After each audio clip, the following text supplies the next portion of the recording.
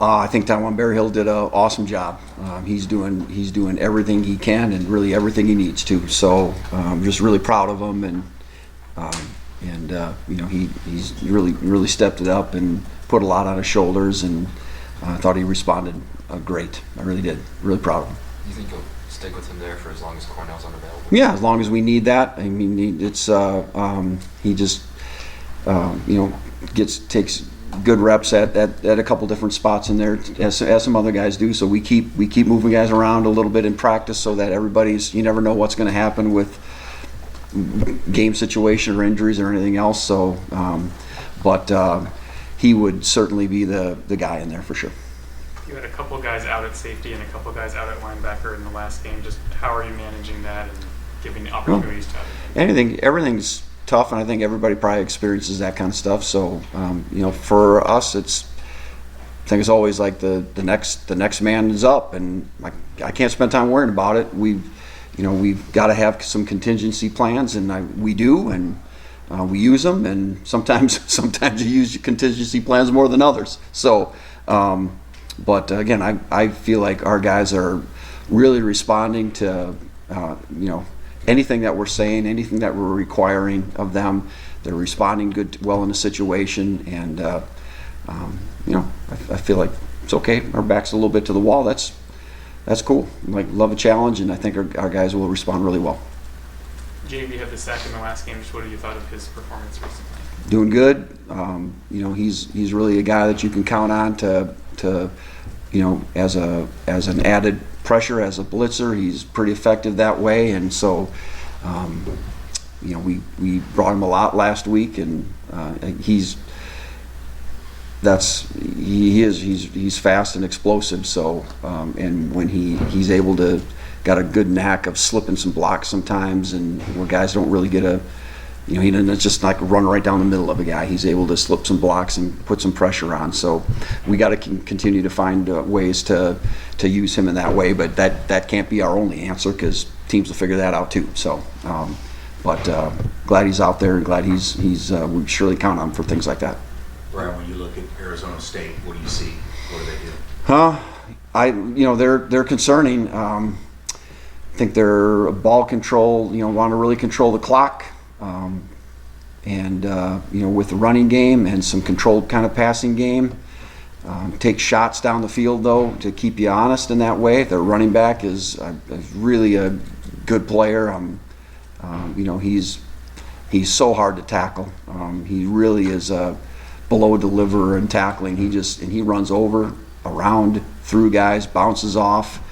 Just a really good player, and they're smart enough to get him the ball. You know, it's not just its running game, but he also is I think he's a good outlet for the quarterback and some passing game stuff also. And so, you know, they're you know, good to use him. I think quarterback is really good with his feet. So very, very confident in his ability to drop back, and if something's not there, he's just going to run. So and he's been doing that really well. So we really got our work cut out to you know, limit them in the run game.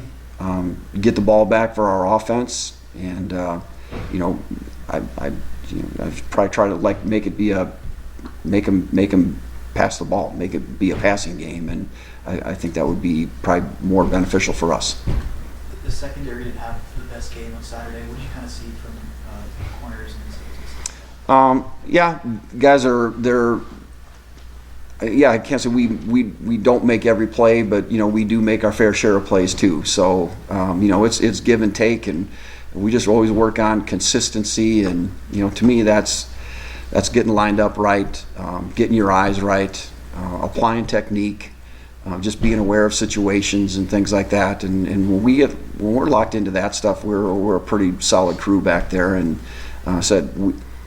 there was probably some plays from last week, which, you know, a few days ago now, but there's probably some plays that weren't necessarily good plays for us, but there was a ton of plays that were really good plays for us. So we're that close to, you know, putting it all together, and you know, it hopefully will come this week. I'm really excited about our guys. Like, you know, there's nobody jumping off the ship here, and I think we're pretty motivated group, and I feel confident that we're gonna play our best on Saturday. Yeah, and when you kind of assess that how the defense is overall so far this season, what do you think about it compared to last year? Especially? Well, yeah, I'd say statistically it's probably better in almost every area, but we know the things that we haven't done well this year is to finish things all the time. So, giving up too many points at the end of the game, and we've got to fix that. So, and again, I don't think it's not any scheme thing in my mind. It's not that we got the wrong players playing. We just need to play with effort make sure that we're playing with effort all the time, because that's going to make up for some mistakes. But again, we've got to kind of just lock it in a little bit more in some of those moments, and just do the right thing, and we'll be in great shape. So not totally disappointed, but I'm not doing cartwheels either right now. We still got some ceiling ahead of us here that we can reach. You talked last week a little bit about explosive plays and how you want them to be basically because the other guy makes a play, not because you have a mistake. I think TCU had 7 plays of 20 or more yards. Was there a ratio or a percentage there where you felt like, hey, this is the TCU guy making a play? Yeah, there's some of those, right? There's some of them plays and some of our plays, and so it's I think that's an area we still know we can get better at, and I've coached a long time, and I don't want to have selective memory to whatever, but it's never perfect. It's never perfect. So even when you're beating somebody 50-0, you got to be able to find things that you can do better. So we've certainly identified those things. We're working on them, and again, I feel like our guys are understanding those things and buying into those things. Now it's just a matter of doing when it counts. You mentioned wanting to finish stronger on defense. What are the keys when you play heat like this to finish strong and be ready? In heat like this, I don't know. We practiced some pretty good heat today, so acclimatization. I don't know. I think there's a physiological part of just really good hydration and things like that. You got to be.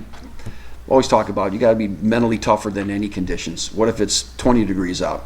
Well, you still got to play. So if it's 100, you got to play. So you got to be able to kind of block that stuff out, and it's not an option to have that affect us. So we're not really trying not to make a big deal about it, and not really talking about that stuff all the time, to just plant a seed in any guy's mind, and hey, it is what it is. It's a chance to play a football game against a good opponent, and hot or cold or whatever. We gotta focus on that and not worry about anything else. You mentioned the heat today in practice. You guys doing something different? No, we're just practicing inside today instead of outside. That's all. So. Knowing that ASU's quarterback can take off and run, what have you kind of learned from the previous matchups against quarterbacks who can run that you'll take into this one? We've got to be concerned about rush lanes, and I think we got a pretty good plan. We have had some of those same thoughts in the past, but I think it's a pretty renewed effort of keeping good ratios on the quarterback, so that there's not 3 guys over here and 1 guy over here, because any one of us would run through that spot. So we've done a good job of that. We talked about that, and we've got some things hopefully devised that'll really help us in that area. So I can say all that stuff, but that guy's on a scholarship also. So he may get away from us once or so. We just gotta stick to the good plan I think we have, and trust the process that it'll work itself out in a good way. Brian, how do you feel about how DJ Warner's progressed through these first 5 games? He's done a good job. He's playing a little bit more. If he wasn't playing well, he wouldn't get any more playing time. So he's responded pretty good. I think he's for any young guy, it's locking into the details, and it's not just